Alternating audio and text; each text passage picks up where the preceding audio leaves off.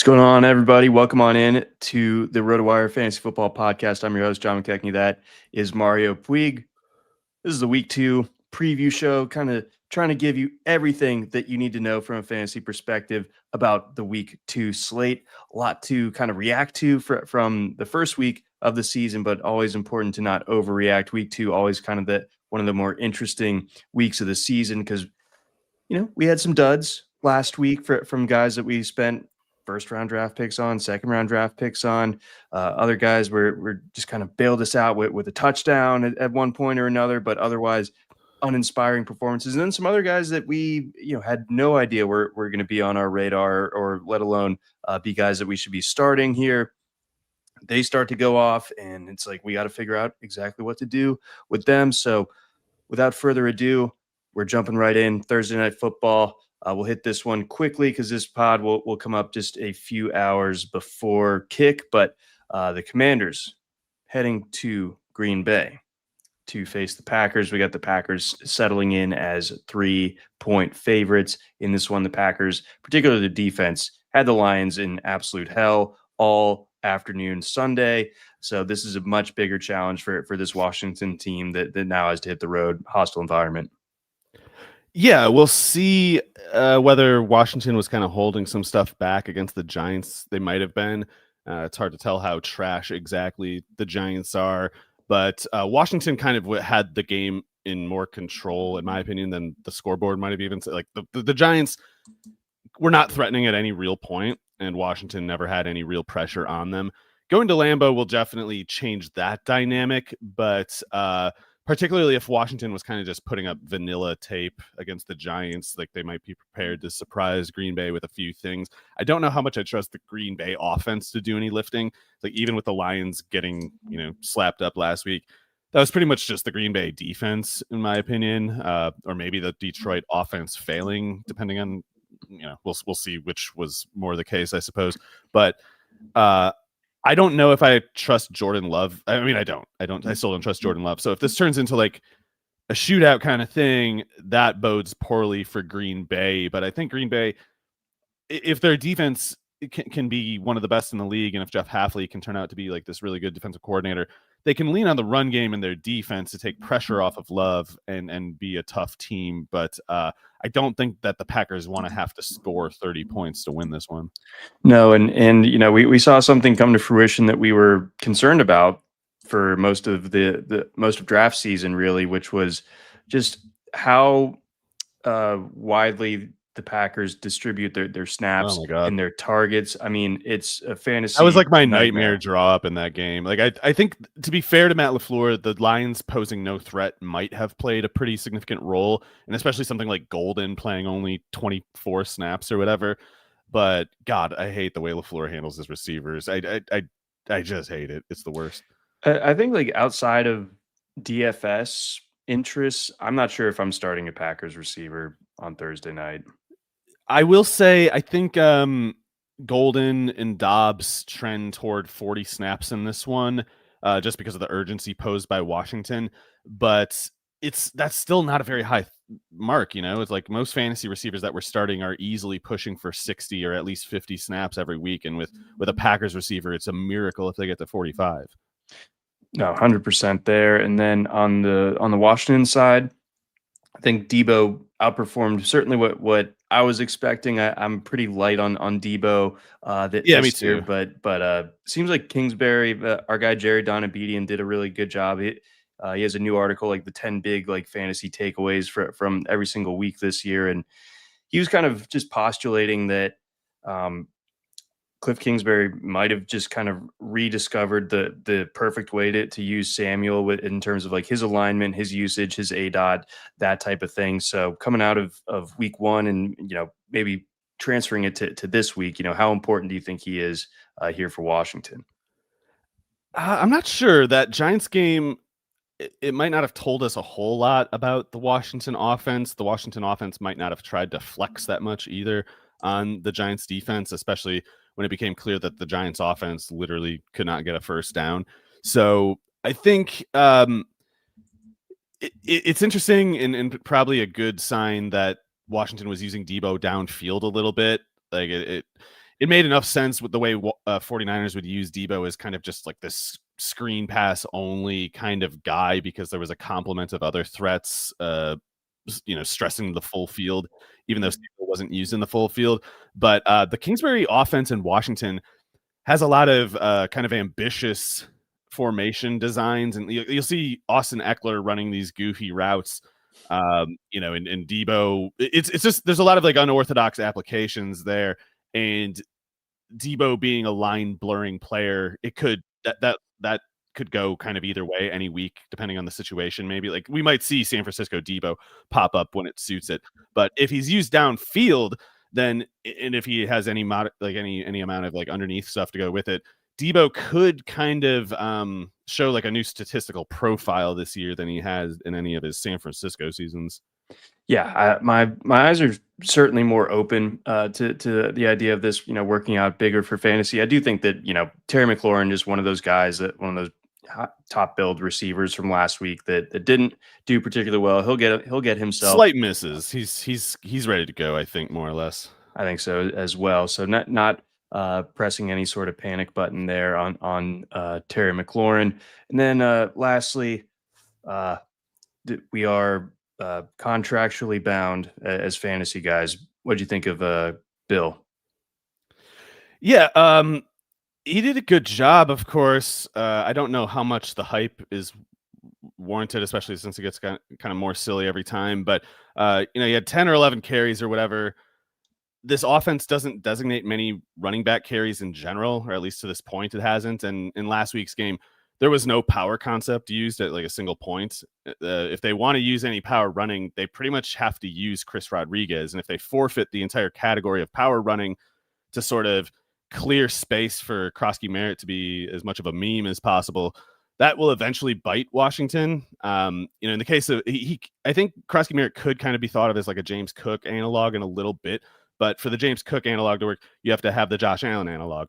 And Josh Allen is the de facto power runner of the Bills offense. With Daniels, he's a de facto lead runner of some sort, but not power concepts. You're always trying to get him off tackles. So I think it's a little tougher to probably run off tackle against the Packers than to run up the interior.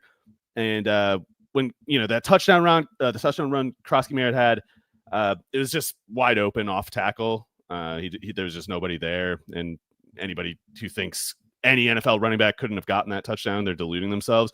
The 40-yarder that he had was with 2.5 minutes left in the game, when the Giants defense was gassed and they had, more importantly, given up as a team at that point. So 2:30 left in the game, the Giants complete no-shows on offense. It required a lot of particular script details to get that box score. And then even if you sort of take it as, well, this can happen every week for him and he's so explosive and everything else, he still had 10 carries, So it's like, where's this scaling up? Where's this breakout prophecy going to come from? If they don't change the structure of their offense, I still don't really see it. It's still a committee, and Austin Eckler is still the starter. Yeah, I don't see it for tonight. Like I think he could still give you a flex viable. They might give him more carries. It's just based on what they showed last week, Washington does not see Ja'Cory Krosky Merritt as much more than like a role player. And if they try to scale it up, we'll see how it goes. But it's a new territory for both him and the Washington offense if they do. No, exactly. So it's not just a set it and forget it in your lineup, at least for now. Before we get on over to Sunday, our guy Scott's got a question.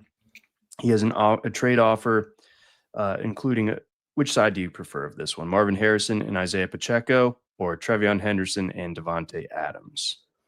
I probably wouldn't do that. I'd rather have the Travian Adams side. I think Harrison, it's good that he produced and he's a good player. He should keep producing, but that was definitely one of his easiest matchups of the year. And Henderson Adams can only get better, is how I see it. Yeah, Henderson's going to start to kind of take over that backfield, I think. So just be patient on that one. Another question here. Would you trade Joe Mixon for Fields? Absolutely. Not really sure if Mixon's even going to be playing much. Yeah, I guess I'd do that. It is hard to call Fields versus Dak, despite Fields looking pretty great in week 1, but sure. I'm not sure what to think of Mixon exactly. Yeah, I think in terms of the Fields Dak dilemma, it's like that's one of those good problems to have.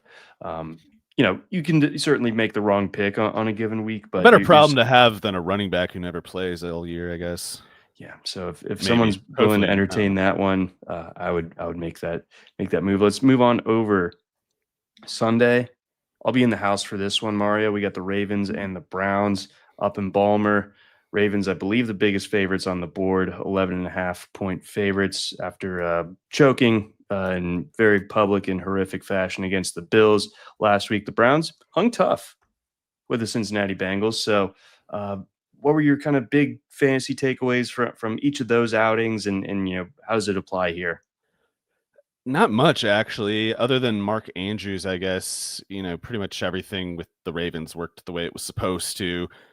Rashad Bateman will probably have some good games this year. He's not going to stay disappeared. But this is a big spread for the Ravens to cover. I wouldn't be surprised if Cleveland covers it just because their defense might be pretty good. They're not as deep at some crucial spots as they might have been in past years, but they still got the two really good corners. They still have Myles Garrett. Mason Graham probably going to show up in some way or another. So what I can't figure out is what to think about the Browns offense versus the Ravens defense. I think especially when a game turns into such a circus environment and nerves and just noise, everything is going crazy. Sometimes weird stuff, wacky stuff happens, and it doesn't necessarily reflect on the Ravens that much on defense, especially because it's like, John, we always have to bring it up. The 2001 Ravens, right? Or no, 2000 Ravens. 2000. It's like they gave up like 48 points to the Jaguars in week 1, and they were the best defense ever by the end of the year. So especially with the Bills, Josh Allen, it's just kind of sometimes you just can't really win kind of thing. And especially when I was so optimistic about Flacco and the Browns offense against the Bengals defense, they weren't actually good. It was the Browns defense that did the lifting in that game. And I guess I'm not assuming the Browns get a whole lot going on offense in this one, but I don't know. It's 12 points or whatever it was. That's just kind of a lot, but I definitely expect Baltimore to eventually wear down the Cleveland defense. I just don't know if it's going to exactly be like a boat race. It's going to be, I think, a little bit of a grind first, but it's also possible that Flacco throws 4 INTs and the Ravens just kind of go nuts on defense in this one. It could be the bloodletting, like you're alluding to, but I also think it's going to be a closer game than that. I think that this will be a 60-minute game. I think that the Ravens covering that would be a bit presumptuous. I think the Browns defense can keep something of a lid. But Rashad Bateman, 2 very short catches last week. Mark Andrews. I mean, the Ravens passing sample was interesting because they only threw it 19 times. Yeah, totally inconclusive. So we'll see, what a greater, target volume looks like and how it gets distributed. I don't know if Zay Flowers goes much more than 9 targets in a given week this season. He's definitely not keeping a 47% target share or whatever. No, but boy, he was rocking out though. I will say that much. But I think these corners are tougher for him, especially because like those heavy-footed Bills corners were kind of asking for it. Denzel Ward, Greg Newsome, they're more built like Flowers. So I think Hopkins is good still, though. I don't know what to make of that. Like I thought Hopkins was plainly good for the Titans and Chiefs last year. So for him to make that play wasn't so shocking to me. It's just still hard to reconcile like who gets pinched with the target rotation then, because everybody's overqualified for their role. But yeah, it's I don't know. I'm kind of glad to have more Hopkins than Bateman at the moment, but obviously Bateman isn't going to go down entirely. Yeah, so that's kind of like the big fantasy angle. I think I'm looking for mostly in this game is where the targets go. Harold Fannin. That's the one reason to watch this game. Really, we're taking everything else for an assumption. Like, yeah, the Ravens win. Who cares? But Harold Fannin, that's something we can all rejoice over. It is. So you play in the NFFC. Did you see what he went for in your contest? No, I wasn't in the market. I assume it was like 450 or something. What have you seen any other reported numbers? Yeah, there were over a third of someone's budget was plopped down on Harold Fannin. So the Fannin hive I don't is hate very it. real. And I guess that's just to say, like, I'm biased because I want it to be true, but I love Harold Fannin. I think that was one of the more pleasant storylines of Week 1. No question. And then lastly, Browns running back situation, probably not getting Quinshon Judkins added to the mix No. this week. Okay, so more Sampson and Jerome Ford. Yes, Sampson did a good job catching passes. I'm still skeptical that sticks. That was such a weird game flow, and pretty much all those catches I feel like must have happened in the last like 10 minutes of the game because like Browns just did nothing in the first half really. Miles Sanders had a bunch of catches that one year too, and then the second year it turned out he couldn't actually catch the whole time. So we'll see. I think it might have been a little bit like Flacco checking down because there was nothing better to do last week, but it was definitely a good start for Sampson. No doubt about it. Before we move on, our guy KJ has a question.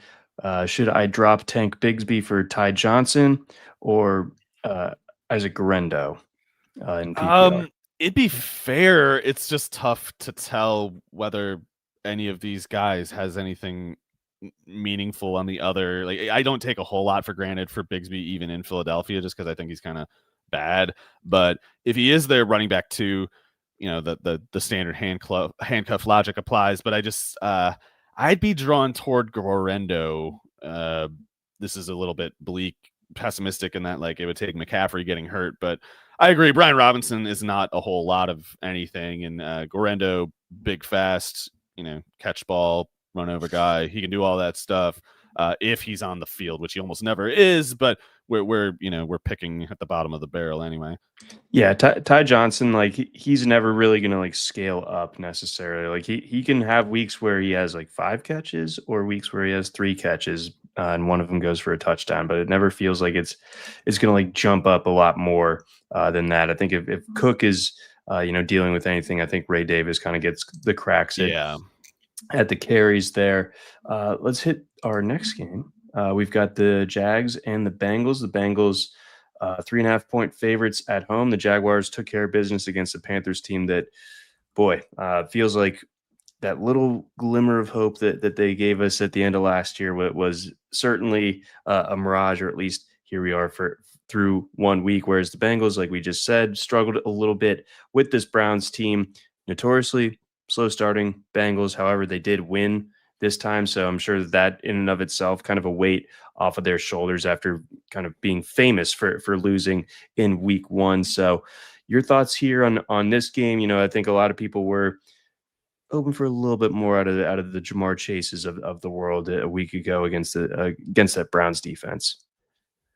Yeah, I think you have to give the credit to the Browns there. I don't think anyone really believes the Bengals meant to play it that close. I think the Bengals tried to do more and were unable to do it.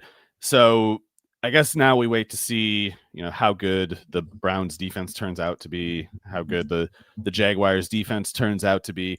But I think, some games it's not going to be your day, be it because you're a slow starting team or whatever, or be it because it was bad luck that day, some kind of quirk or another.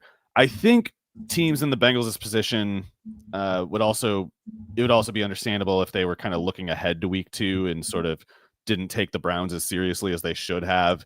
They might have been lucky to win that game, but they will take the Jaguars seriously. And if they were looking ahead a week, it was to this game that they were looking ahead to. So I think everybody looking at the NFL schedule this year circled this week 2 Bengals Jaguars game as one of the more interesting potential shootouts of the whole year's slate. So similarly on the Jaguar side last week, I think as disappointing as Trevor Lawrence was and as disappointing as Brian Thomas was, to me, it was pretty clear that Liam Cohen was putting up just like a vanilla fake offense because he didn't want to show his hand going into this more challenging matchup with the Bengals. Especially the Travis Hunter usage, just like, even though I'm skeptical of Travis Hunter, the wide receiver myth, and I'm skeptical that he was worth that trade in general that the Jaguars made to acquire him. But it cannot possibly be the vision to just have Travis Hunter be this like screen merchant slot receiver. Like it just can't be it.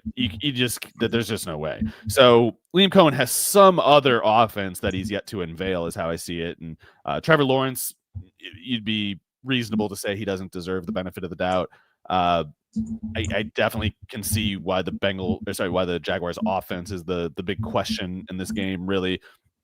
But I do think the Bengals offense will show up decisively, and then we'll see Cohen actually reach into the bag of tricks. Last week it was the exact opposite, and so I'm not getting too worked up about what the Jaguars passing game showed. I think they have at least 2 times and maybe 3 times as much passing production in this game. Well, you're not gonna out and out say it, so I'm just gonna kind of tee you up for it. But you did mention a lot during the offseason. As good as we know Travis Hunter to be, there are going to be situations where he's more needed on defense. When you're playing against the Cincinnati Bengals, that is one of those cases. So you benching him this week if you have him? Probably not. If I paid the price it generally requires, true. I probably don't have a better player anyway. I think even if Hunter only plays something like 25, 30 snaps on offense, they're going to try to get him 8 to 10 targets, which is part of why I don't even think I just think the whole thing is a stupid idea, basically, because if to keep Hunter good enough at corner to be worth the pick, you have to keep him at 20 or 30 snaps on offense. And if to make him good enough on offense to be worth the pick, you have to basically tip off the play call every time he's on the field. Like, what are we actually doing here? This is just showing the defense your cards. Or sorry, in offense, you're showing the defense your cards. And on your own defense, you risk taking what should be your best corner and making him something less than that for question mark on offense. It doesn't seem coherent to me. But Cohen already said they're going to play Hunter more on defense in this game, and it's like, well, yeah, no duh, you better. They have Jamar Chase and T. Higgins. They sure do. One other kind of note that I wanted to bring up on the Bengals offensive side is, I think I saw a stat where Chase Brown had minus 43 yards before contact. So the Browns, I mean, understandably, like that's a very good defensive line, but they were living in that Bengals backfield. Bengals guards might be bad, and their tackles might only be like average. Therein lies a potential issue here, right, against the Jaguars. Well, we'll see how good the Jaguars defense actually is. I think Bryce Young looked pretty terrible last week, so I'm not exactly crowning them for it, but they do have some good personnel at pretty much all levels. The front four, Josh Allen, Hines, and Trayvon Walker, that should be challenging for the tackles, Brown and Mims. And then so Devon Hamilton, not much of a pass rusher or anything, but the guards for the Bengals is that, no offense, the Georgia guy who looked kind of wonky, Fairchild or whatever, and the other one who just kind of sucks. I can't remember his name. So Trey Hill? No, there's no way he's still playing. No, there's some that's I don't know, Volson or something like that. So the Bengals guard spot is it's a problem if Burrow wants to kind of set up in the shallow pocket and scan the field. It's like you need to hold the pocket for Burrow to do his scanning, and if those guards are getting rocked back, that forces Burrow at the very least to move around a little, which is when he can do that, but it's not what he wants to do all the time. That should be something that you only have to do when things are going wrong. And if things are going wrong so often that you have to do it as a constant thing, then it shows that the plan is kind of going wrong generally.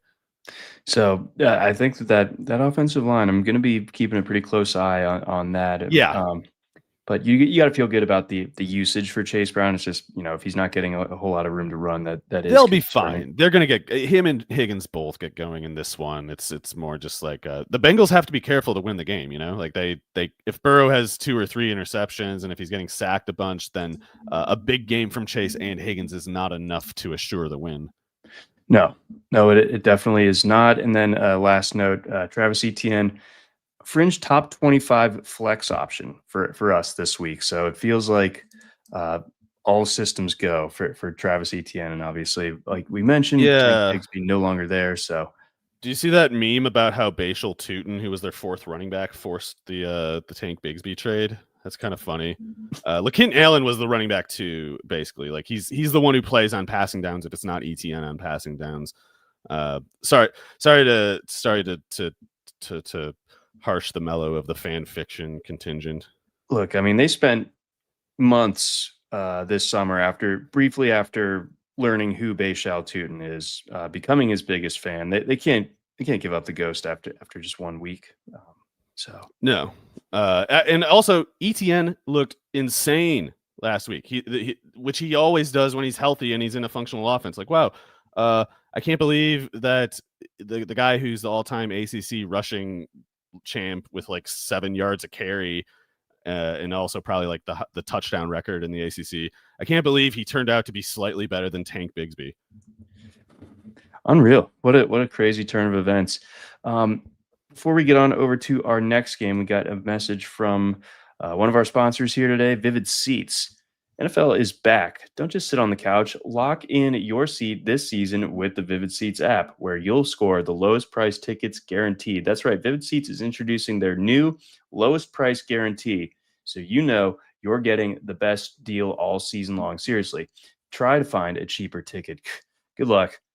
Every rushing yard, red zone pass, and jaw-dropping play of your favorite team, live and in person. Here's the kicker. When you buy with Vivid Seats in their app, you rack up rewards and free credits. That's your personal home field advantage. And if that wasn't enough, Vivid Seats is offering you $20 off your first $200 ticket purchase with code ROTOWIRE. That's code ROTOWIRE, ROTOWIRE. So suit up this NFL season and download the Vivid Seats app to get the best deal in the game with the best prices. Terms apply. We also got a message from our pals over at RT Sports. The NFL season is here, and the best place to play DFS Pick'em is RT Sports. Download the brand new RT Sports Pick'em app now. Receive 100% deposit match bonus up to $100 in bonus funds with your promo code WIRE100. That's WIRE 100. RT Sports offers unique ways to earn bonus funds, such as every time you share your entry slip on X, you get $5 of bonus funds on RT Sports. Or if you sync your bank account, you get bonus funds. Also, RT Sports offers weekly free square options on the app with player lines slashed to just half a yard. Download the RT Sports Pick'em app today and use promo code WIRE100 to get a 100% deposit up to $100 in bonus funds. Next up, we've got the Giants and the Cowboys. I thought, like, as far as eye test versus box score, nothing was further apart than Dak Prescott last week. I thought that he looked terrific. I think, the team kind of let him down in some spots, and I don't think that CeeDee Lamb is going to do that again, or at least not too often. So, you see Dak Prescott giving you 7 fantasy points. It's like, man, he looked a lot better than that. He got them down in the red zone, where, of course, Javonte Williams punched in a bunch of touchdowns. So I think that corrects this weekend at Jerry World. Yeah, I have trouble counting out the Giants covering just because the Dallas defense looks pretty awful, but the Giants offense last week was really bad too. And it's, to be fair to them, it's tough to know for sure right now how much of that is them being terrible and how much it might be the Washington defense being quite good. The Washington defense might be quite good. So if Washington has one of the best defenses in the league this year, then it would be sort of forgivable that the Giants offense would look so bad. And more importantly, playing against the Dallas defense might make the Giants offense look completely different. So don't ask me how it's going to work. I got Neighbors gets his targets, I guess. I don't know what else the Giants are capable of exactly, but NFC East games tend to be pretty hard fought. I would be surprised if Brian Dable's offense was like a complete 0 2 weeks in a row, especially against a defense this bad. But as far as the Dallas offense goes, like, yeah, that Dak played pretty well last week. And while I think the Giants defense poses some challenges, obviously the edge pass rush, even Dexter Lawrence on the interior, those corners still should be pretty beatable. I'm not convinced that I know Javon Holland's good. I don't know what to make of Newbin or whatever that Minnesota guy's name was. I don't think there's any reason Dak should struggle here other than for the usual Dak asterisk, which is like, sometimes it's just way harder for this guy on the Cowboys than anyone has any reason to think it will be. I think it's one of those things, like, you can assume even if you think Dak is fake or whatever, it's like, well, then he's due for his like, fraud good game then. I think so. I think the Giants playing the Giants at home is a great spot for such a thing to occur. So, yes, all due respect to the Giants front seven, but I think that the Cowboys, and particularly the passing game, gets working here. But I think one of the bigger kind of takeaways, and one of those things that we don't really know where to land on it one way or the other, is this Cowboys backfield now. I mean, it seemed like Javonte is clearly ahead of the rest of the pack, and Miles Sanders, his fumble kind of sealed that, at least in a one game sample. But do we think that this is just going to be the way it is in Dallas until it's not? As in, like, maybe there's a bad game or two that Williams and Sanders have, and then they start to get Jaden Blue a little bit more involved. But like in the interim, does this feel like it's Javonte Williams' backfield? Well, Brian Schottenheimer was just saying something. I want to say yesterday, Wednesday, or maybe it was Tuesday. I don't know. But he was saying something that, to me, the coach speak filter was plainly changing the statement to, like, yeah, Blue's not playing. Blue's not playing this week. Blue's maybe not playing anytime soon. We still like him, yada yada. But there's just some things he has to start doing, and it's like that to me sounds like he's not ready, or at least they're not going to play him. Certainly not this week. The Sanders detail is funny / interesting. I think they're oddly attached to Sanders, though, on the roster, because they thought by getting him to a fully guaranteed actual minimum salary, they were like, this is the most EPA per dollar on a running back contract in 50 years. This is genius. And so they don't want to pay for a running back in general. They don't want to have to eat the entirety of that, even still minimum contract. They don't want to eat it because they'll look stupid for it, and someone might ask, like, so why'd you sign him? That kind of stuff. I think this is Javonte's backfield until or if it becomes Phil Maffa's backfield in like October or whatever. But more likely, much more likely, it is Javonte's backfield, and people are just gonna have to get over it. Yep, and I thought he looked totally fine. He did look good. He looked good, and people are, there's this annual thirst and like ritual practice of kind of deifying these nobody late round running back picks so that we can practice ire and antagonism to the more senior and especially more well paid veterans.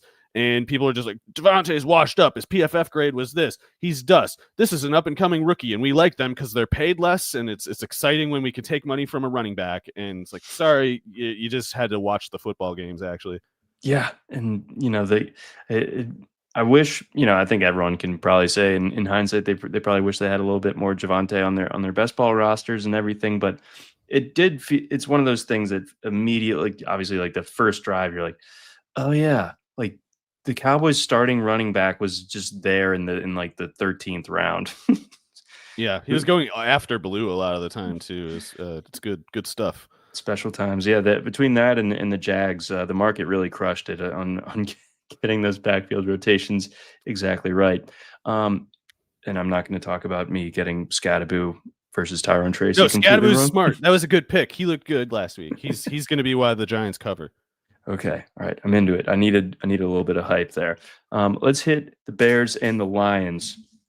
Lions 6-point favorites at home. Lions obviously licking their wounds a little bit after last week. And the Bears, I mean, we'll get to them and break them down on the other side of this one. But, huge kind of disappointing loss for them. They get out to that nice lead in the first half and just kind of pee it away in the second half against their division rival Vikings last week in front of the entire nation to see. And boy, Discourse City on Caleb Williams already. It only took one game to get that back in the mix. But on the Lions side, 10 targets for Jahmyr Gibbs.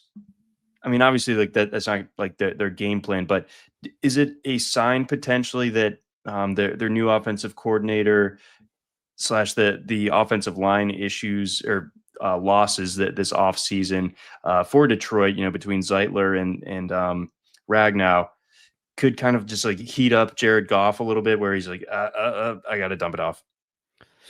Yeah, it's a little tough to say. I think Jahmyr Gibbs is the kind of talent who would sort of he would sort of compel more usage all the time pretty much until he reaches whatever usage amount is too much for him. So the 10 targets, it makes sense to me, but clearly there was a lot of limping in that offense. Those weren't 10 especially viable targets. It was more like, like you said, Goff kind of falling apart. And I don't know what to make of that game. I definitely didn't expect the Lions offense to be such a no-show. I think the Packers defense, even if it's good, it doesn't really excuse how badly the Lions played. But Jared Goff has, I assume for his pay grade, he must pretty easily have the most stinker games. Like, people like to rag on Dak Prescott, but put Jared Goff on those Cowboys teams and you've probably got a 30 interception season in there somewhere. So I think Goff is just not very good. I've said this and it might come across as delusional. Maybe it is, but I just don't think he's very good. And I think pretty much every time I've watched the guy in his entire NFL career, when conditions get challenging, he folds. It's how it's always worked. It's why Sean McVay paid the Lions 3 first-round picks or whatever to take him, 2 first-round picks, whatever it was. So quarterbacks don't matter unless they are, Mahomes, Herbert, Lamar, Allen. Those are the quarterbacks that matter. Every other quarterback is a product of the system to whatever extent, whatever the nature of that is. It's more they're more like a tautology of the circumstances around themselves than they dictate anything themselves. So I could see the possibility of the Lions bouncing back pretty decisively on offense because they're not at Lambeau. Because even though Jared Goff is a fraud, he generally ends up in conditions where he can produce again, or at least produce well enough that he doesn't just derail the whole offense. And so all the people you paid for in the Detroit offense, I think you feel good about them going into this game. But I still kind of like the Bears to make a closer game of it than 6 points or whatever. It's like the Vikings defense could be the best in the league. We don't know. There's no way that was an easy matchup for Caleb Williams, even if he blew it somewhere or another. Like, the Lions defense, not a pushover. It could be one of the better ones in the league, I guess, but they didn't look like it last week. Jordan Love was not tested much. He didn't have to throw in the second half, but he was having success initially. Yeah, I mean, just right out of the chute, I think he had like 2 touchdowns, like seemingly before you could blink. And the Packers really just kind of, were able to park the bus after that, after a little while, and let the defense kind of do its thing. On the Bears front, obviously we've got the Ben Johnson connection here with him leaving Detroit, going to Chicago. How did you feel like the initial implementation of his offense went? I felt like there were moments where Caleb Williams looked really good. There were moments where he did not, and I still just don't know what to make of him at this level. Like, I think that we were talking a little bit during the game. He ran really well, and he was escaping stuff, but I still don't think that, like, I think of him quite as the Houdini that like a Lamar Jackson is. So I don't know how long he's gonna be able to get away with doing these long dropbacks where he's just kind of escaping guys and extending plays.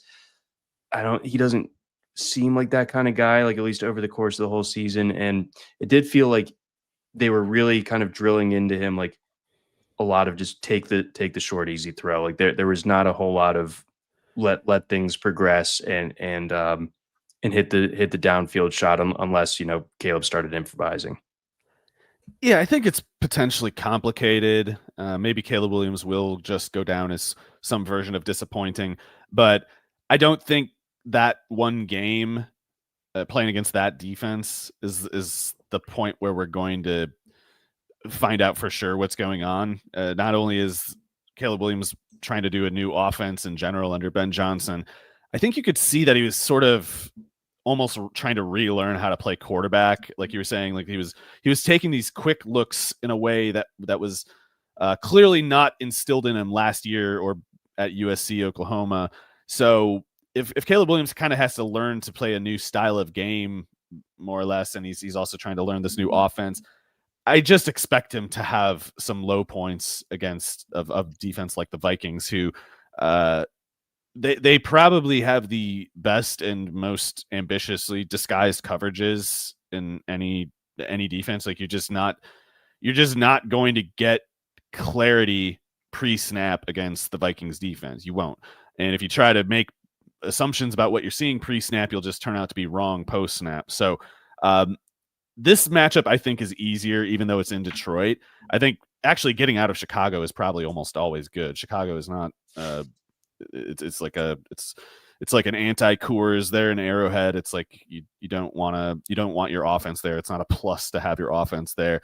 So playing in the dome, Aiden Hutchinson is scary. That the pass rush, the front four for the Lions looks pretty good, but I do think that the Bears have a sum of route runners that's difficult for the Lions to manage, like be it attacking Jack Campbell with the tight ends, getting these receivers to bait these corners into holding and pass interference, because like Terry and Arnold and DJ Reed are just going to be holding Jersey all game long. So I don't think it's going to be an easy month of September for Caleb Williams in this offense, but things change often enough and drastically enough that I also kind of squirm at the suggestion that like, oh, this proves that he's better. Like missing this DJ Moore throw proves that was so overblown. That was so completely overblown. I see all the best quarterbacks miss throws all the time. When people try to put a magnifying glass on one incident, it usually just kind of it usually just hints that there's narrative hunting going on, I think. Yeah. It got, there's the tribe of Caleb Williams on haters on Twitter were very excited to retweet that clip. He doesn't need to be the best quarterback. He can be good and not be as good as the top four or whatever. Yeah. Well, you can't possibly suggest that two things could be true at the same time. That it doesn't work for most of our brains there. And then lastly, I think I did see that Colston Loveland, one of the most dropped players in fantasy football. You think that's correct for redraft? If you were drafting Loveland to play in week 1, you were doing it wrong anyway. Like I have a decent number of Colston Loveland when he's on my team. It's because he's backing up Travis Kelce. It's like I didn't take Loveland thinking September is the time, and if it isn't, I'm just I'm ruined. It's more like I'm hoping that Kelce's just good all year, but realistically, he might not be. He might fall off late, even if he starts out well. I can pretty much take it to the bank that Loveland will finish better than he starts. And if that guy gets so many as like 40 snaps in a game, he's a candidate to get 8 targets. Okay. So good way to kind of frame that one there, because I think people were just really not happy, but rushing to get rid of him without, kind of considering like the longer term logic behind why you even drafted Colston Loveland where you did. Patriots Dolphins is next up for us. That's kind of a surprising week 1 loss, although I did like the Raiders in that one going in, and then the Dolphins. It was about as bad as we thought, was it not? So what happens here in Miami? Yeah, no, it was even worse somehow. Yeah, I picked the Colts as my so-called best bet thing last week, and I thought it would be more like 27-21 kind of thing. So for Tua to just be a total no-show right away, like the worst version of your fears just immediately confirmed. I don't understand why the Dolphins are favored in this game. I understand that people think like, oh, stinky, the Patriots must really suck. They lost to the Raiders. We should not be surprised if the Raiders are a particularly annoying spoiler team this year. Like we know they're not going to win the AFC West, but if you're the Chiefs, Broncos, or Chargers, you don't want to play this Raiders team. Like Pete Carroll, Raiders, he has a way of making things go wrong for you, and he makes games shorter. He makes the defense overachieve, those things, and adding Chip Kelly on offense. I think the Raiders might just be kind of a lot tougher than people expected them to be. But the Patriots, like I don't care how bad you think they are. Like this Dolphins team can't show up. Like this Dolphins team doesn't want to play football. They don't have a quarterback. The receiver is being investigated for domestic violence again. Like there's because of the Kenny Vaccaro's sister divorcing him or whatever, and now Tyreek Hill's getting heat from the NFL again. So this is like a bigger circus almost than the Urban Meyer Jaguars already. And Mike McDaniel you can tell he's just out of it. You can tell he can't care anymore. He's just burnt out. He's depressed.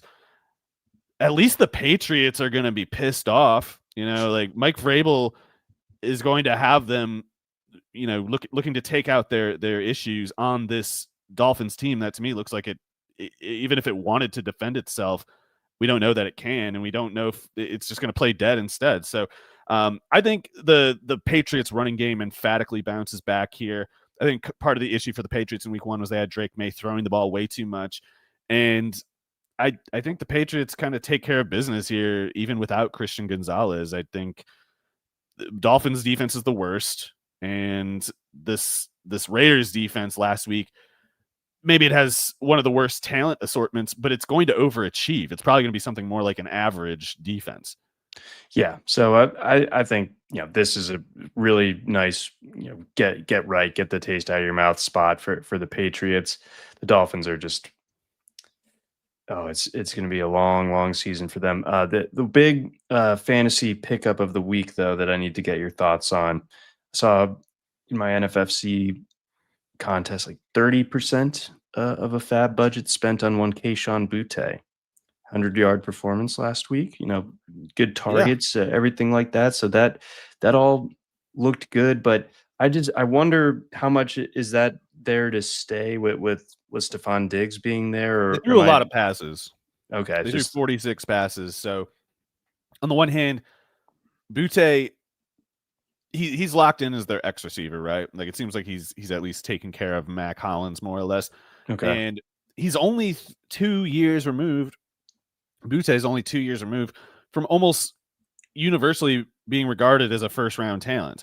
And we know that it was at least partially character concerns that had him fall to the 6th round or wherever the Patriots took him. So the idea that Boutte, if it's the right take, because he, until only very recently, was supposed to be this guy. And weirder things have happened. Sometimes guys just kind of fall off a little bit, develop bad habits or whatever, and then correct them, and then their talent takes back over. The 46 pass attempts is the tougher issue there, because for the Patriots to be a winning team, they need to throw more like 32 times a game. If somebody must get pinched, I feel like it's got to be Demario Douglas, because it seemed like his usage was just a negative last week. And if they can't get better than that, then they need to take off his rep, put Austin Hooper out there, put anybody out there really, and divert those targets instead to guys like Boutte and Diggs or Henry or Henderson, anybody at all. So I think you're going to see more of like a 2 tight end offense in this game. Like if it's Demario Douglas is a fine enough player. I don't mean to make him sound like he's what's wrong with the Patriots, but the Raiders were sitting on those targets and it clearly wasn't going anywhere. So like at the very least, I'm disappointed in McDaniels for not sort of just seeing, like, Carroll knew what you were going to do. He knew it. He expected it. He called it ahead of time. He's on it. So counter adjust, and I think Mike Vrabel probably had to have a bit of a talk with McDaniel and the game plan this week. Like, look, that thing where we abandoned the run after 10 carries, that's never happening again. Right. Yeah, it can't. And in this spot, I don't think that it will.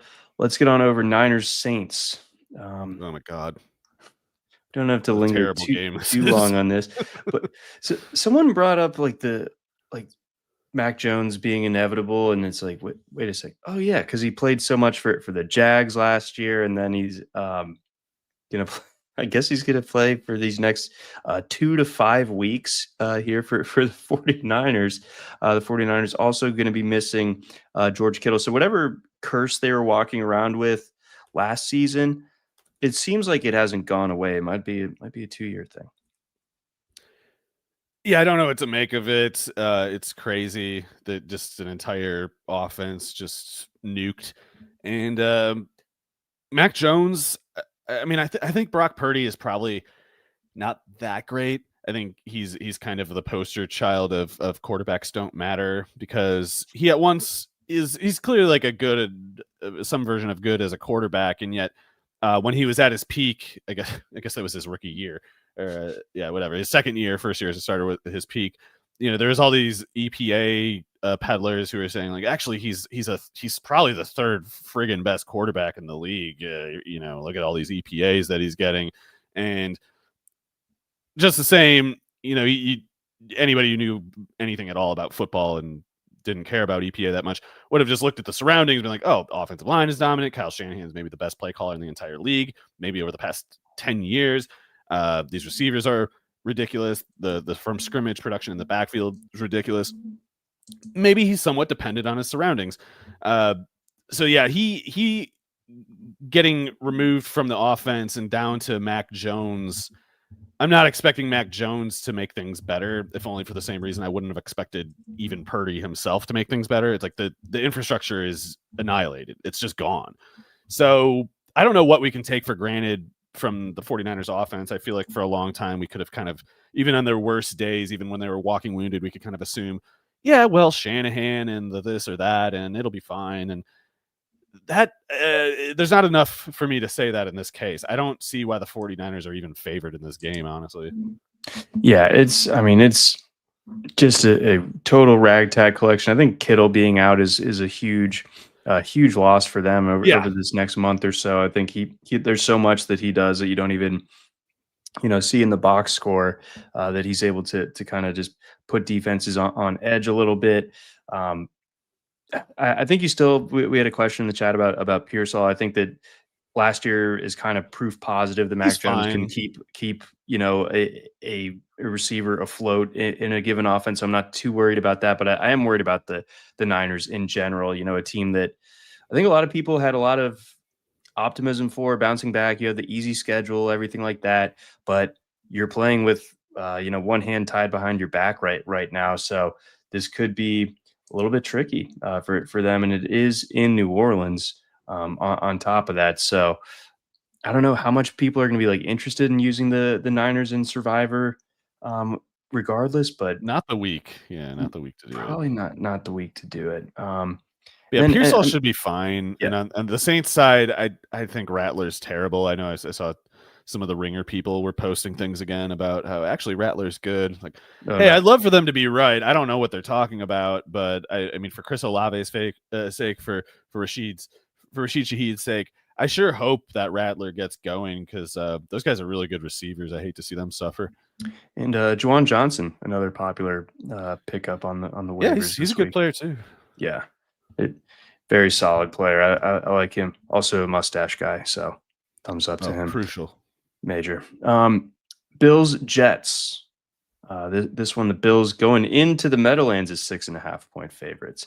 I mean, the Jets defense certainly looked a lot less than we expected a week ago against old Aaron Rodgers. I'm sure Aaron had a little extra dialed up for that game and all that. But the Jets did fewer drugs because he cared about the game more than the other ones. Wow. He spent the whole offseason thinking about being mean at the press conference after the game to the Jets. I subbed ayahuasca for beef tallow, indicating that I'm serious about the NFL season. I'm ready to go.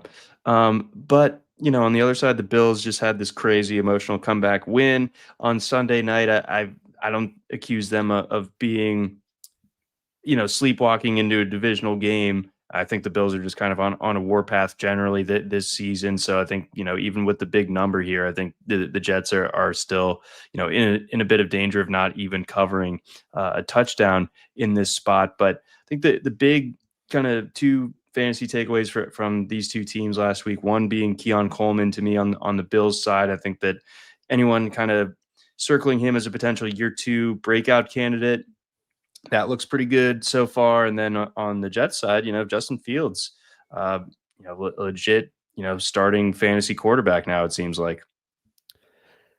Yeah, that Steelers Jets game was so weird, and Fields looking as good as he did was very much part of what was so weird. Like I'm way over leveraged on Justin Fields in best ball. It wasn't because I thought he'd be a clean passer or anything. It's just I thought like, hey, he's going to have his 80-yard touchdowns every now and then, and I'd like to have him on my team when he does, but I have no idea how he's going to throw for so many as like 3,200 yards when his wide receiver 2 is Josh Reynolds, and his wide receiver 3, like Xavier Gibson got cut for fumbling, and like Alan Lazard was a healthy scratch. Anyway, Justin Fields looked really good as a passer in that game in a way that I was not ready for. And it's not easy to believe. It's not easy for me to believe that Fields will look that good as a passer, even like again all year. Cause that was, he was sharp.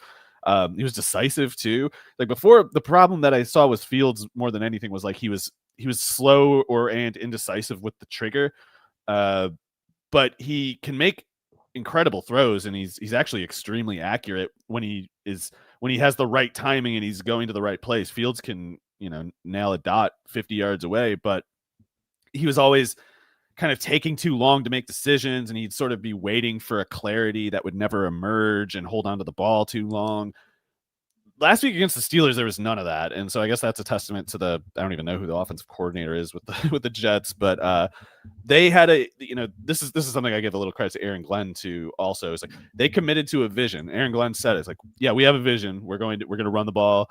We're going to account for our issues in various ways, mostly by running more and better, but we're going to have a clear idea of who we are. And you saw in Fields like a sort of decisiveness that he had never displayed in the NFL before. So it's interesting. I don't think they can throw for that much though, because Garrett Wilson's their only receiver. Like they gotta get somebody who's worth having on an NFL roster out there running routes opposite Garrett Wilson, or else Fields will never throw for more than like 240 yards in a game, even his shootout day. So I don't think the Jets can go over like 28 points and stay competitive in this game, but I think they might cover, especially because their run game, not to bury the lead. Breece Hall looked insane last week. Even though Breece Hall has always looked good every time I watch him. I have no idea. These people who are looking for reasons to cross him off, I have no idea what they were looking at. But even for me, I was like, God damn, Breece Hall looks crazy in this one. So he's going nuts this year, and that fullback, I can't remember his name, he's not going to get in the way. But the Bills need to worry about Hall and Fields both as runners. And if Allen just has like a slightly, if the immaculate reception that went to Keon Coleman last week instead ends up getting tipped to Brandon Stevens, that's enough of a fluky thing to put the Bills in a little bit of trouble in this game, in my opinion, especially since I don't know how you keep your focus and your energy up to the earnest extent of the week before when, you're feeling so good if you're the Bills. You barely care about this game. Yeah, the Bills' run defense, the Ravens can kind of do that to a lot of teams, but I think the Bills' run defense is something of a possible concern, especially with a team that can run it like the Jets. I think a lot of people were excited about how that Jets offensive line looked on top of it as well. Let's jump on over to the Steelers-Seahawks game. This one in Pittsburgh. The Steelers 2.5-point favorites in this one. Steelers coming off the win, of course, and and Rodgers looking great in that first game. Similar to Fields. Like, do we just see the best game of the season from Rodgers in week one? That he's probably this is one of those Vegas lines that has me really anxious, because we almost have 3/4 of the public betting on the Steelers and the line won't move, and it's only 3 points. So what the hell is going on here? I don't. Maybe there's something about the Kubiak blocking scheme that the Vegas mega geniuses have spotted as like a problem for the Steelers front seven. I don't know how the Seahawks are supposed to move the ball in this game. I could understand like Rodgers falls back to earth disgracefully, and the Steelers defense is just kind of like on the field a long time. But I'm not expecting Darnold to do much better on the other side. If Rodgers plays like crap in this game, I assume both quarterbacks play like crap in this game. And I still kind of like this just because of the Tomlin factor. I mean, they got Chris Boswell. He can kick it from like 80 yards away. I feel like the Steelers should be okay here, especially up to 3 points. But that line has me doubting myself. Yeah, I'm not sure if there's like something in the injury report or something that would explain this, but I'm not entirely sure.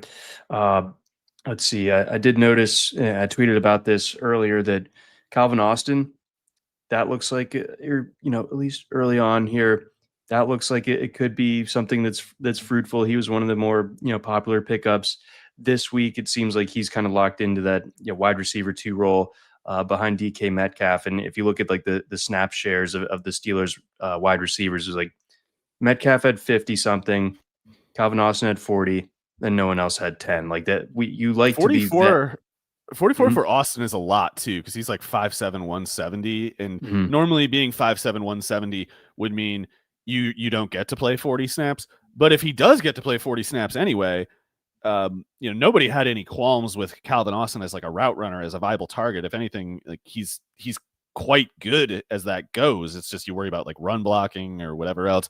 But if they're going to give him the snaps, I don't know why Calvin Austin would fall off, because we were only worried about the snaps. Yep, and it seems like he has them. And then people are also concerned about, particularly on the Kenneth Walker side of the Seahawks ledger, about that falling into a 50-50 split, which I think is possible. Yeah, and at this point, I'm almost wondering what evidence there is that Walker's as good as Charbonnet at anything. I know there's certain situational running things with Walker where he's so springy and he can kind of pack a surprising punch in close quarters, but being able to do cool tricks is not that useful. It's like we want yardage, we want first downs and touchdowns, and Charbonnet just seems like he's at least as good, if not better. So I don't even, if I was a Kenneth Walker investor, I'd have no faith at all that this is a 50-50 thing. I'd worry about 55-45, 60-40, 65-35, probably no worse than that last one. But I do think we're heading toward that outcome potentially, because Charbonnet is just really good. And I feel like a recurring theme in the chat today has been like throwing Kenneth Walker into trade deals. If you can pull that off, I mean, do that now, because I feel like man, I'd almost just hold on to Walker, hoping the Seahawks trade him first, because like, what the hell is he doing there at this point?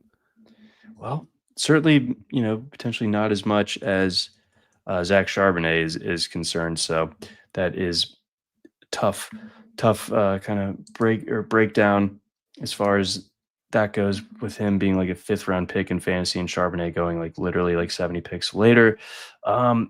Next up, we've got the Rams and the Titans. We'll run through these late games here. We got Rams Titans. This one in Tennessee. Titans 5.5 at home. Yeah, I have no idea how to evaluate the Titans offense with how week 1 went. Just weird in general kind of game, and going to Mile High in September is never fun. So the Titans, I don't have any updated viewpoint on. The Rams, I think, have shown that they're basically the same team that we thought we had, last year. It's like, you don't want to play them. They're not explosive, but you just are always in trouble against them, and they're really tough on third downs and things like that. So the Rams should take care of business one way or another, but this is another one of those that I feel like is really difficult to call with the spread, because the Titans, the Rams are getting bet by about 2/3 of the public, and the line isn't going higher than 5.5. So it feels like you just at a glance you'd think like, oh, the Rams should cover that. But as we always see, these things can turn out more complicated than that in surprising ways. So don't ask me how, but I think we got to be ready for the Titans to put some pressure on the Rams here. Tony Pollard, if he's going as a pass catcher more this year, that'd be really good. They got him going as a pass catcher a little bit. You had to assume Calvin Ridley comes back into the picture on this one, but last week was not reassuring. You like to take for granted with a guy like Ridley, like, well, at least he'll get his targets because they can't do anything else. But Ridley can get disappeared, apparently, if he goes against a coverage group of a certain caliber. I just don't think the Rams coverage is that good. It's more you worry more about the rush kind of getting to the quarterback. Yeah, and therefore, like last week, I will just kind of say that I'm not like, no one had like overly exuberant expectations for this Titans offense, but I think going to Mile High and facing that Denver defense to start is about as tough as it possibly could have been. Yeah, I think Denver's defense looked every bit as good as people thought it was going to be. So I could see things being a little bit easier for the Titans here, especially at home. So yeah, that whereas you were kind of like, what's going on here with the line with the Seahawks game? I'm definitely that way with this Rams game. I really want to use the Rams in Survivor, but there's something just holding me back a little bit on that one. Before we get on over to our next game, we've got a message from our friends over at Chalkboard. Cash in on your NFL picks this season with Chalkboard. Simply choose more or less on your favorite player stats to win up to 5,000 times your money. For a limited time only, new players get $20 free with no deposit required. Yes, you heard that right. $20 free on sign up. See why over 1 million fans have already locked in with Chalkboard to turn their sports knowledge into cold hard cash. Whether you're locking in the perfect slip with alternate lines, using the cash out feature to take out your money and run, or hammering the daily promos, today is your chance to win up to 40 grand on a single entry.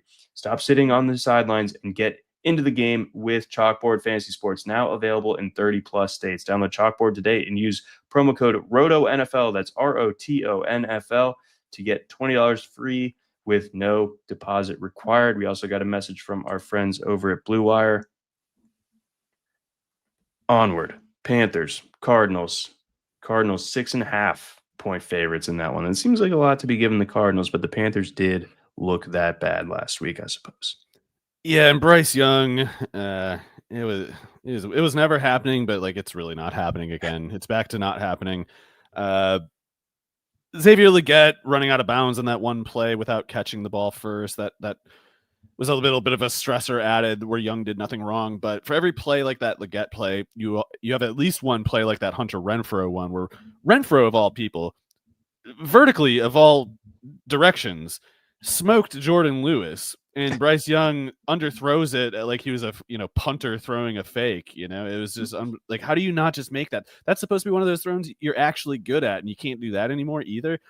I don't know. Just the same, I'm not sold on the Cardinals at all.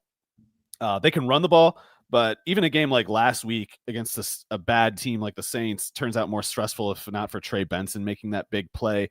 Marvin Harrison getting the short touchdown was good, but the issue, as I see it, was always that Harrison wasn't getting short enough targets by the design of the Arizona offense. When they're not in a goal line situation, they send Harrison more so downfield and toward the boundary because no one else on that offense can stretch the field. If they tried to send Michael Wilson on a clearing route, he just sort of wouldn't get there fast enough, and it'd be like he didn't run it at all, So I'm still concerned for all the same reasons I was going into the year, that the Cardinals offense is capable of making things more difficult than it needs to be against any opponent. And particularly if the run game isn't there, I don't know what they're doing in that case. So the run game should be there in this one. And that's why you like the Cardinals to win with some amount of comfort. But in the meantime, I just, I don't know. I don't trust them if they're throwing the ball in any situation. And if Chuba Hubbard just kind of ekes out one of his better games, like if Chuba Hubbard has a strong game and thus matches the otherwise strong Arizona rushing game, then then luck gets into it a lot more, and the Cardinals can sort of be the better team and end up losing because of a fluky penalty or turnover or missed field goal or whatever. And if they ever need to get more from the passing game to make up for it, I'm not convinced that they can.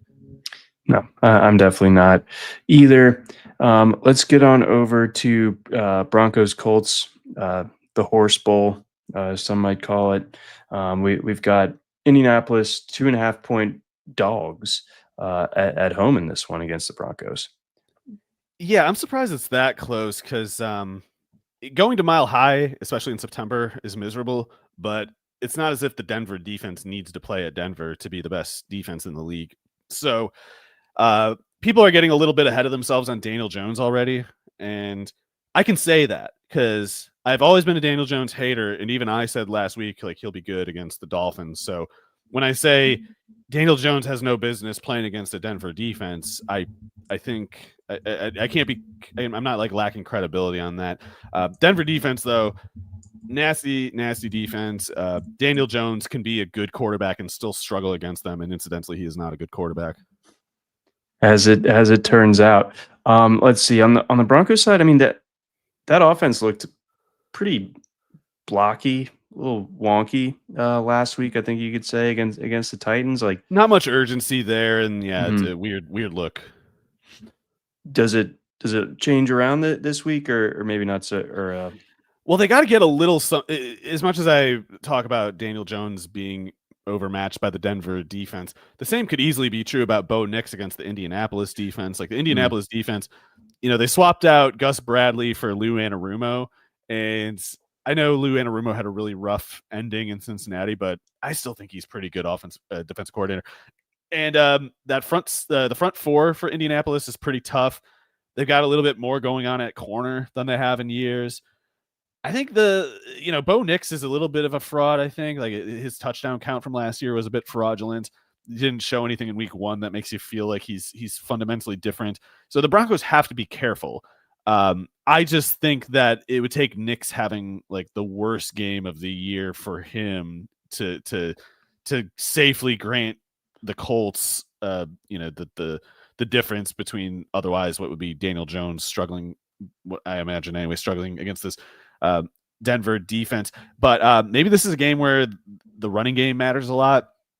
I can't bank on Nix to carry the Broncos offense. I can bank on their defense getting them short fields.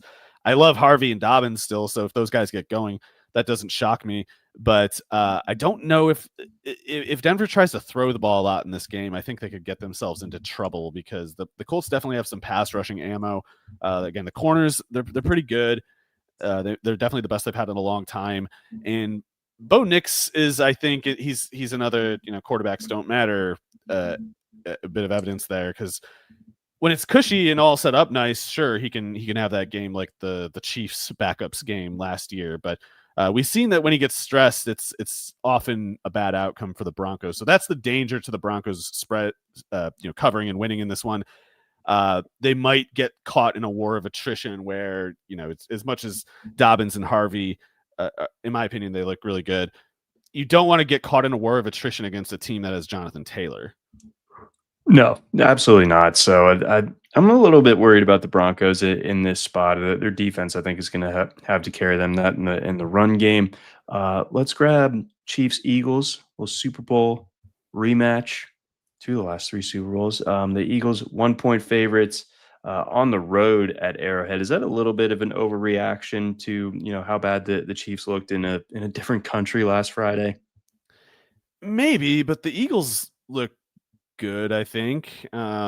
They also should be able to sort of challenge the Chiefs matchup wise for the same reasons that they were challenging for the Chiefs in the Super Bowl. I guess you'd say the Eagles edge rush isn't as convincing at this point. No Josh Sweat there, but the Eagles run defense should be about as good. And particularly in their battered state, the Chiefs on offense, I don't know what you can trust them for, even against bad defenses. Noteworthy. And I think as much as Tyquan Thornton provides a similar level of speed, and as much as the Chiefs really seem to like him, and Mahomes kind of got going with him a little bit over the course of last week, I just don't see how this passing game buys enough room for the running game. Back in the day, the Chiefs could get away with having Spencer Ware and Damian Williams and whoever at running back, and even Pacheco a couple of years ago too. But if the passing game for the Chiefs isn't working, and if the safeties aren't giving them all this respect and sitting back to make the running game easy, I feel like the running game starts to matter more for the Chiefs, and yet they don't have the necessary strength to kind of do the lifting required of the running game. And so I just think the Chiefs offense is kind of crap right now. And even though Mahomes can get his third down scrambles over and over and over until they just kind of get into scoring range, the Chiefs have the Eagles have their same offense from last year. So I'm deferring to the Eagles, especially because the way to get out of Arrowhead alive is to run the ball, and they can do that. Boy, yes, they can. So we'll see if that offensive line can kind of hold up over the course of the year health wise. But I think generally speaking, this is an Eagles team that looks like it's going to be kind of right back where it was a year ago. And I think the Chiefs, I think we're in this weird, like, I kind of view Mahomes in the same light as like Tom Brady or something, So it's like there was like a little period there where the Patriots weren't completely infallible, and I wonder if the Chiefs are kind of in that spot right now. Let's hit Falcons Vikings, the Sunday nighter. We've got the Vikes 3.5-point favorites. A lot of people are really jazzed about how JJ McCarthy looked, especially in the second half. I was impressed by how Jordan Mason looked out of that backfield. Defense, I thought, looked good. The Falcons, after that first, opening stanza where Penix throws a touchdown, it's like nothing comes easy for the Falcons, even with them like having, Zach Robinson's terrible. Zach Robinson's the new Press Taylor. Get him out. I think the Falcons are in trouble here. They're a team that's kind of trying to grow and take the next step, but I feel like they're oddly fragile in the meantime, be it because of Penix being at his point in development, and adding the right tackle issue to that equation. Zach Robinson, it's like playing 10 on 11 on offense with that guy calling the plays. I think the Vikings are in really good spot here. Especially when you have to start adding concerns about guys like Mooney and London. It's like, what did the Falcons even? I know it's Bijan is the answer, but like, if they don't have London and Mooney and they only have Bijan Robinson, that's just not a good offense. That's a bad offense. So the Vikings defense is great. I don't even think McCarthy needs to do a whole lot for the Vikings to look pretty safe here. I kind of don't either. And like the Falcons defense didn't really do much to make me think that it's totally different than They're like okay. It's just okay. It doesn't move much of the needle. Baker had the bad statistics, but he still threw 3 touchdowns, including. And he was playing in a rough situation. I mean, he didn't have his left. He had to get worse at center because they moved Barton to left tackle. So it's like Mayfield had downgrades at 2 offensive line spots. He didn't have Godwin, obviously. The running game wasn't there. Maybe the running game shows up for the Falcons defense, but if they do, it's like, okay, now you merely have to deal with Justin Jefferson and TJ Hawkinson. Yeah, and that seems to be a lot. On a short field, probably. Yeah. So I'm kind of wondering about the Vikings in Survivor this week. To be honest, I kind of wanted to make them. I thought about the Broncos, but now having to think about it more time, I wish I put my best bet as the Vikings for the spread. Moreover, not even just to win. I like it. All right, I'm being talked into it here. I think I'm riding the Vikings wave. Monday night we got a doubleheader, which I always love. We got the Bucks going to Houston to face the Texans. Second road game in a row for the Bucks. The Texans 2.5-point favorites at home, and then we've got the Chargers and the Raiders in the nightcap at 10 Eastern, with the Chargers 3-point favorites on the road in Vegas. Yeah, on the Texans Tampa side, that's a tough one to call. The Texans offense had a lot of the same issues last week as they did last year. However, the Texans are breaking in a bunch of new offensive linemen. It's reasonable to suspect they'll get better over the course of the year. It's also reasonable to suspect that the Buccaneers offense is not as stressful to a rebuilding offensive line as the Rams are. I think it's probably going to be ugly / challenging for the Texans offense for the foreseeable future. But on the other side, Baker having still no left tackle, who knows what they're going to do at center. If it's going to be Barton at left tackle again, then the center spot is compromised while the left tackle spot is not even reassured in the making the move. So Texans defense might have to win it, but I think if it comes down to it, they should be able to, because this Buccaneers offense is just obviously wounded. Right. Oh, sorry. I was just saying Chargers Raiders. It's like Chargers already showed last year how dangerous they are to even good teams in the AFC West. So the same principle applies to the Raiders against the Chargers. So the Chargers got to be careful. That's going to be a run-heavy, hard-hitting game, and I'll take the Chargers because Harbaugh, Herbert, but it's not because I find the Raiders harmless. Yeah, I think I would consider the Raiders if I can get it at 3.5, just because they're at home, and I think they can kind of shorten that game a little bit. And I'm really close to buying in on the Chargers. I'm not all the way there yet. I just still like there is like it's a tough matchup at best. Game. It is, and Daniel Carson's a great kicker. So yeah, it's when you make it run heavy, small sample football, going against a great kicker is one way that your formula can go wrong. But yeah, Herbert. If I had to make the call, I say Chargers cover, but it's just because I'm just sort of shrugging and thinking Herbert, but I don't really know how it's supposed to go. And then lastly, on the Raiders side of things, how did you think Ashton Genty looked? Was that a function of their offensive line maybe not being great, maybe of the Patriots front run seven defense is good. Nasty? Okay. Patriots front seven is deep and varied, and the Patriots should have one of the best run defenses this year. So should the Chargers. Certainly the Chargers defense is going to take Genty seriously, but that's why we have to negotiate the give and take of the offenses and the defenses adjusting and counter adjusting against each other. And if Pete Carroll sees that the Chargers are kind of putting one safety back and trying to put the second one on Genty every time, then just as in Seattle with Russell Wilson, they will call those deep shots. They're not going to ignore the opportunity if it's there, but they do test you underneath until you show that. And both of these teams are going to be run heavy in all weeks of the year, probably. Yeah, I think so. Like both those offenses start with the ground game, between Hampton and Genty both. But this is probably the most excited I've been for a Chargers-Raiders game since the famous Brandon Staley game at the end of the 21 season. Rich Gannon versus Drew Brees. I don't know something a long time ago. There was some overlap there, very early on. But yeah, it's been a minute. It's been a few years since we could get really excited about this game. But I will be willing to at least stay up until halftime as an East Coast guy to watch this one. I don't know if I'll make it all the way to 1 a.m. or whatever. That's going to do it for us here on this edition of the RotoWire Fantasy Football Podcast.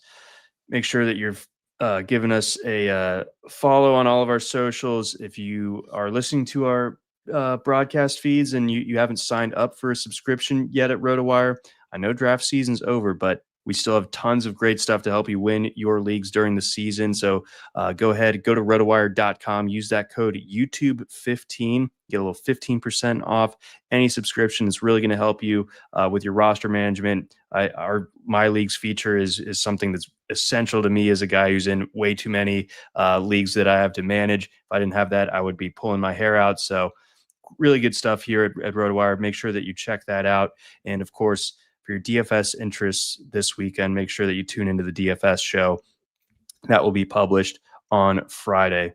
But for Mario Puig, I'm John McKechnie. Thanks for listening.